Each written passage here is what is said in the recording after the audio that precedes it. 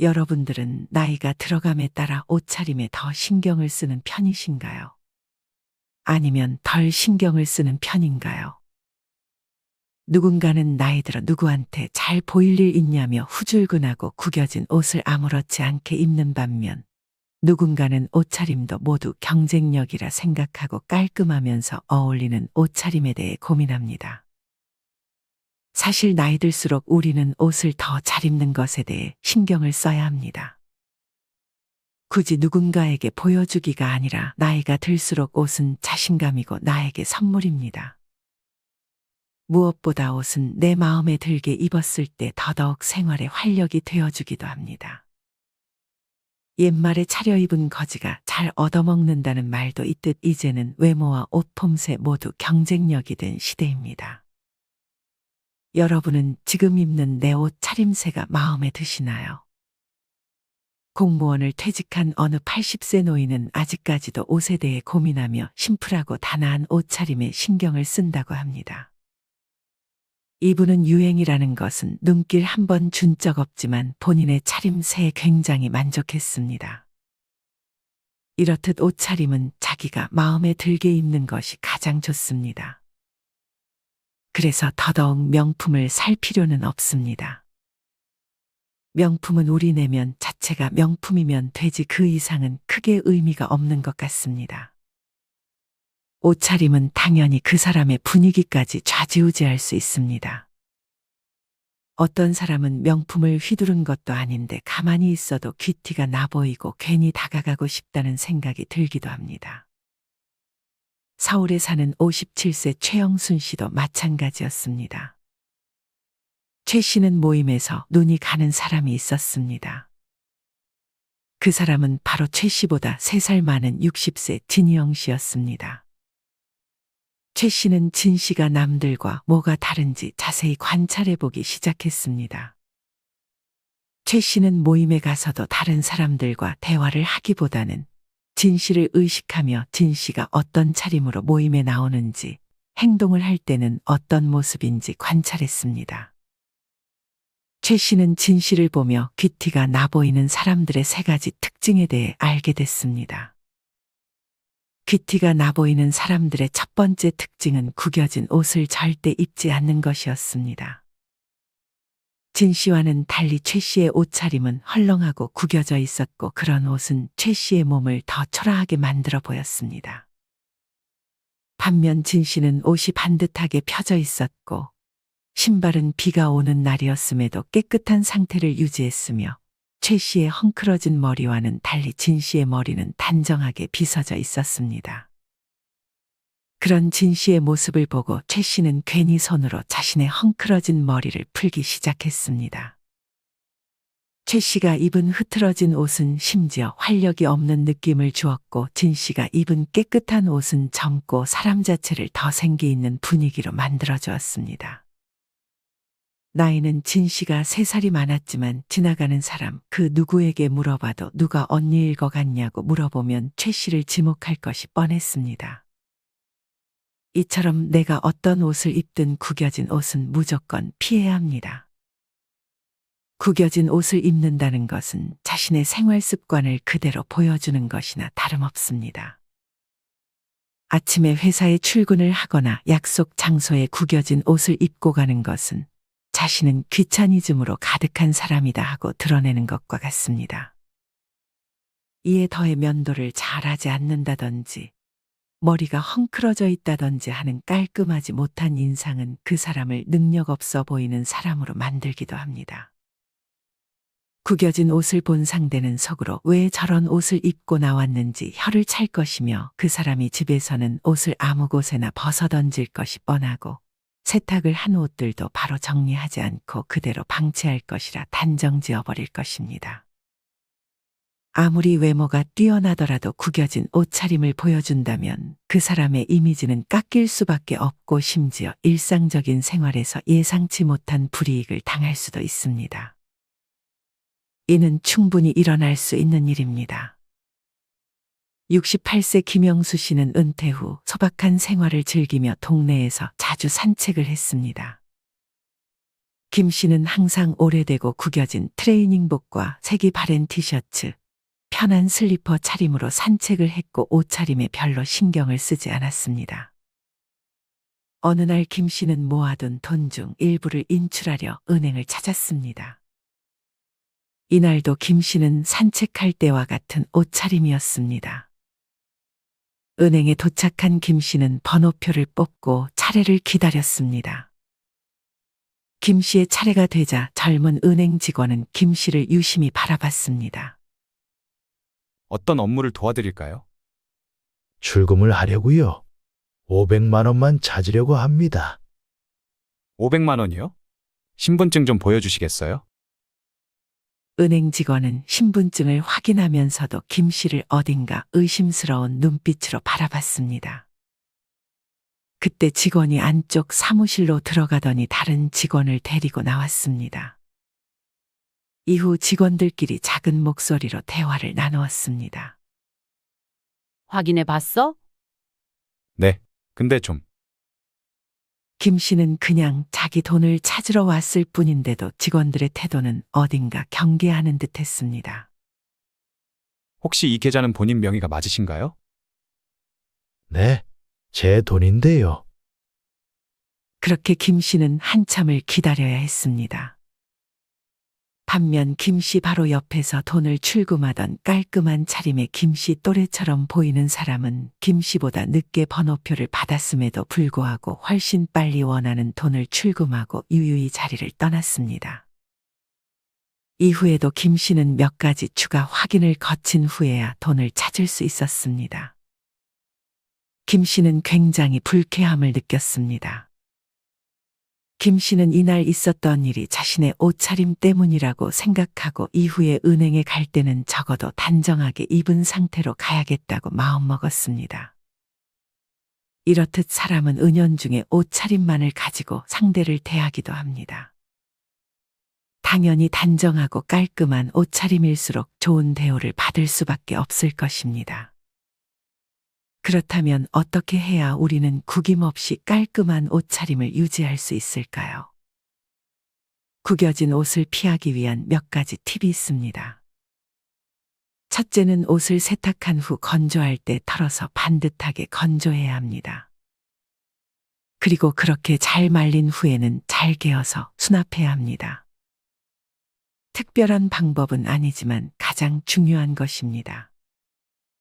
또한 옷의 소재에 따라 다림질을 해야 하는 경우도 있고 입었던 옷이라도 옷걸이에 걸어주며 구김을 방지해야 합니다.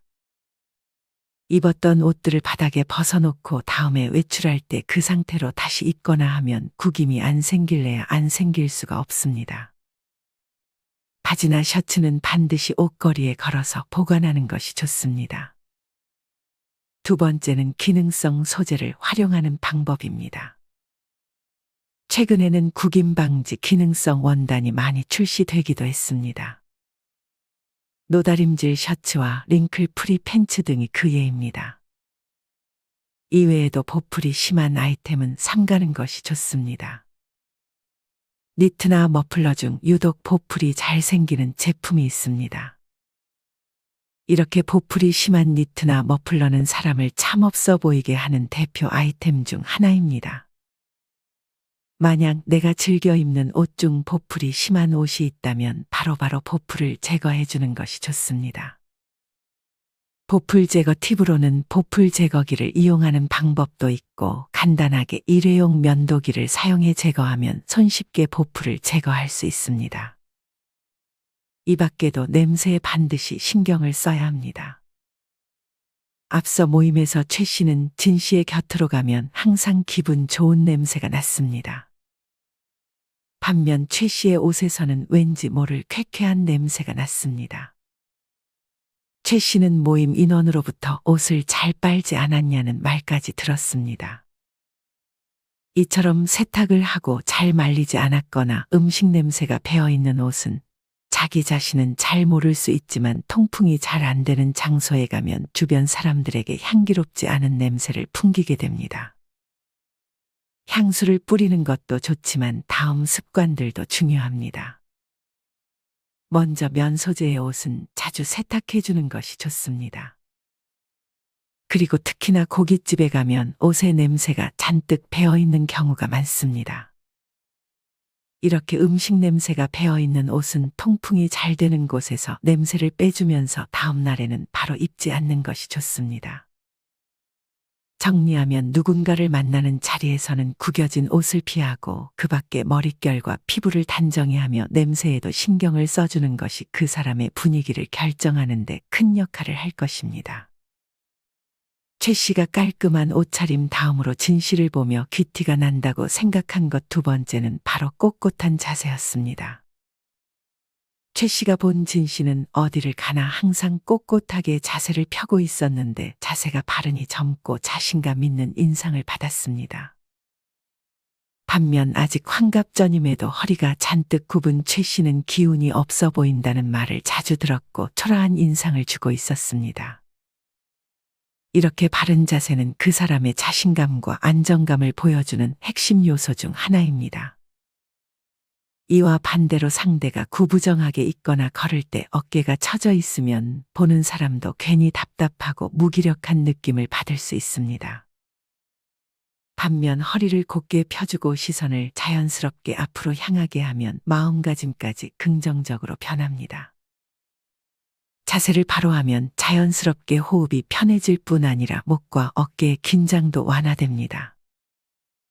이렇게 몸이 편안해지면서 표정과 기분에도 좋은 영향으로 이어지며 이는 당연히 뿜어져 나오는 에너지에서도 그대로 영향을 미치게 되어 있습니다. 허리가 굽으면 비교적 젊은 나이에도 노인 취급을 받을 수 있습니다. 버스를 타고 출퇴근하는 52세 고창석 씨는 어느 때와 같이 버스를 타고 퇴근을 하고 있었습니다. 고 씨는 구부정한 허리 탓에 자연스럽게 고개가 앞으로 숙여져 있었고 손잡이를 잡을 때에도 항상 균형을 잘 잡지 못해 불안하게 흔들렸습니다. 그때 한 젊은 여성 승객이 자리에서 벌떡 일어나 고 씨에게 말했습니다. 할아버지, 여기 앉으세요. 아, 괜찮습니다. 전 아직 힘도 좋고 서 있어도 돼요. 아니에요. 허리가 많이 아프신 것 같아서요. 여성 승객은 당연히 고 씨를 생각해서 한 말이었겠지만 고 씨는 별로 기분이 좋지 않았습니다. 그도 그럴 것이 아직 고 씨의 자식은 결혼도 하지 않았고 50대 초반의 나이에 할아버지 소리를 듣고 좋은 마음이 들 사람은 없을 것이었습니다. 이처럼 바른 자세가 습관이 되지 않으면 나이가 많은 사람, 어디 아픈 사람 취급을 쉽게 받을 수 있습니다. 이는 당연히 그 사람에서 뿜어져 나오는 에너지에 부정적인 영향을 줄 것입니다. 이렇게 허리를 항상 꼿꼿이 하기 위해서는 너무 푹신한 신발보다는 탄탄한 밑창이 있는 신발을 착용하는 것이 좋습니다. 이와는 반대로 밑창이 푹신하고 발볼이 넓게 설계된 신발을 신으면 바른 자세를 유지할 수 없어 근골격계가 변형될 수 있습니다. 또한 걷기 연습을 할 때 상가에 혹은 자동차 유리에 비치는 나의 걷는 모습을 의식적으로 체크하면서 구부정하게 걷고 있는 건 아닌지 살피고 의식적으로 허리를 펴주는 것이 좋습니다. 무엇보다 나중에 허리가 꼿꼿한 노인이 되기 위해 꼭 키워야 하는 근육들이 있습니다. 첫째는 척추 기립근입니다. 척추 기립근을 키우기 위해서는 초보자 플랭크라는 운동이 좋습니다. 일반 플랭크는 20대 남성도 하기가 어려우니 무릎을 떼는 대신 무릎을 바닥에 내려놓고 손은 편 상태로 한 번에 10초에서 30초, 하루에 5분씩 해주는 것입니다. 만약 나중에 초보자 플랭크가 익숙해진다면 일반 플랭크 자세를 시도해 볼 수 있습니다. 두 번째로 키워야 할 근육은 둔근입니다. 둔근을 키우기 위해서는 엉덩이를 들어 올리는 운동이 좋습니다. 바닥에 무릎을 세우고 누운 상태에서 엉덩이를 천천히 들어 올리는 운동입니다. 꼬리뼈부터 말아서 올라간다는 느낌으로 올리고 등부터 천천히 바닥에 닿게 한 후 허리를 내려주면 됩니다. 이 동작을 할 때는 엉덩이에 힘이 들어가 있는 상태여야 합니다. 한 번 할 때 30초간 반복하고 3세트 정도 해주면 좋습니다. 정리하면 바른 자세는 나의 이미지의 매우 중요한 요소 중의 하나입니다. 꼿꼿하게 세워진 허리를 만들기 위해서는 탄탄한 밑창이 있는 신발을 신어주고 걸을 때 의식적으로 허리를 펴는 습관을 가지고 척추기립근과 둔근에 좋은 운동을 하며 나이 들수록 허리가 굽어지지 않기 위해 노력해야 합니다. 최 씨는 진 씨가 또 무엇이 자신과 다른지 곰곰이 생각했습니다. 최 씨는 외적인 모습 이외에 진 씨가 어떻게 행동하는지 떠올렸습니다. 생각해보면 진 씨는 약속을 절대 깬 적이 없고 약속에 단 한 번도 늦은 적이 없이 항상 제일 먼저 와서 다른 사람들을 반겨주고 있었습니다. 최 씨는 이런 점에서 진 씨가 더욱 매력적으로 보였습니다. 이처럼 사람을 귀티나 보이게 만드는 세 번째는 바로 약속에 대한 자세였습니다. 여러분은 한번 약속을 하면 잘 지키는 편이신가요? 하지만 어떤 사람은 약속 불이행이 잦아 스스로의 평판을 떨어뜨리기도 하고 결국 주변 사람들에게 손절을 당하기도 합니다. 경기도에 사는 57세 김성호 씨는 평소 약속을 잡기는 잘했지만 정작 지키는 건 늘 소홀했습니다. 그냥 다음에 볼까? 조금 늦어도 괜찮겠지. 바쁜데 잠깐 늦었다고 뭐라고 하겠어? 김 씨는 항상 이렇게 생각하며 약속을 쉽게 잡고 쉽게 취소했습니다. 김 씨는 고등학교 친구들과의 동창 모임에서 식당 예약까지 한 상황임에도 당일 약속 시간이 지난 이후에서야 일이 생겨 못 갈 것 같다고 말하고 안 오는 날도 많았습니다. 김 씨의 이런 태도는 친구 한 명과 단 둘이 만날 때도 바뀌지 않았습니다. 김 씨는 오랜 친구와 간만에 밥을 먹기로 했습니다. 12시 약속임에도 김 씨의 친구는 30분을 넘게 기다렸습니다. 이게 한두 번이 아니었던지라 김 씨의 친구는 화가 나 먼저 집으로 가버렸고 이후 김 씨와의 약속을 더 이상 잡지 않았습니다. 김 씨는 친한 친구의 아들 결혼식에서도 결혼식이 다 끝나갈 무렵에야 얼굴을 비춰 기념사진도 찍지 못했고 이 친구와도 점점 멀어졌습니다. 김 씨의 주변 지인들은 하나둘 김 씨를 멀리하거나 손절하기 시작했습니다. 이처럼 약속을 대하는 태도를 통해 그 사람의 됨됨이를 볼 수 있습니다. 약속을 잘 지키지 않는다는 것은 타인의 시간을 귀하게 여기지 않는다는 것입니다. 이는 즉 타인에 대한 공감과 배려가 없는 사람이라는 걸 방증할 뿐입니다. 이와는 반대로 약속을 잘 지키고 어쩌다 한 번 늦을 때면 온몸으로 미안함을 표현하는 사람이 있습니다. 이런 사람들에게는 마음이 저절로 갈 수밖에 없습니다. 이런 약속에 대한 자세가 그 사람의 분위기까지 달라지게 할 수 있습니다. 스노우폭스의 김승호 회장님은 어려서부터 만약 식당이나 미용실을 예약한 후에 가지 못했을 때 밥을 먹거나 이발을 하지 않아도 돈을 그냥 지불한다고 합니다. 어쨌든 예약을 하는 것도 약속이고 그 약속을 어겼으면 그만큼 대가를 지불하는 것이 신뢰에 중요한 영향을 끼친다는 것이 그 이유였습니다.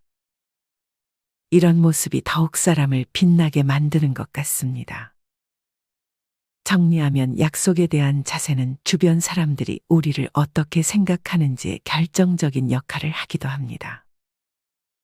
약속을 잘 지키지 못할 것 같으면 애초에 약속 자체를 잘 만들지 않는 것이 좋고, 만약 약속을 했다면 아무리 가까운 사람이라도 약속을 없거나 지각을 하는 것은 좋지 않습니다. 오늘은 이렇게 귀티나는 사람들이 지키는 3가지에 대해 알려드렸습니다. 첫째는 구겨진 옷을 절대 입지 않는 것. 둘째는 항상 바른 자세를 유지하려고 노력하는 것. 마지막 셋째는 약속을 잘 지키는 것입니다. 여러분은 이 3가지를 잘 실천하고 계신가요? 만약 오늘 영상의 내용에 공감 가는 부분이 있다면 그 부분에 대해서만큼이라도 실천해 보는 것은 어떨까요? 실천하는 여러분을 인생지혜가 응원하겠습니다. 이상으로 오늘의 영상을 마치겠습니다. 우리 모든 구독자분들의 행복한 여생을 응원합니다. 다음에 더 좋은 내용으로 찾아뵙겠습니다. 감사합니다.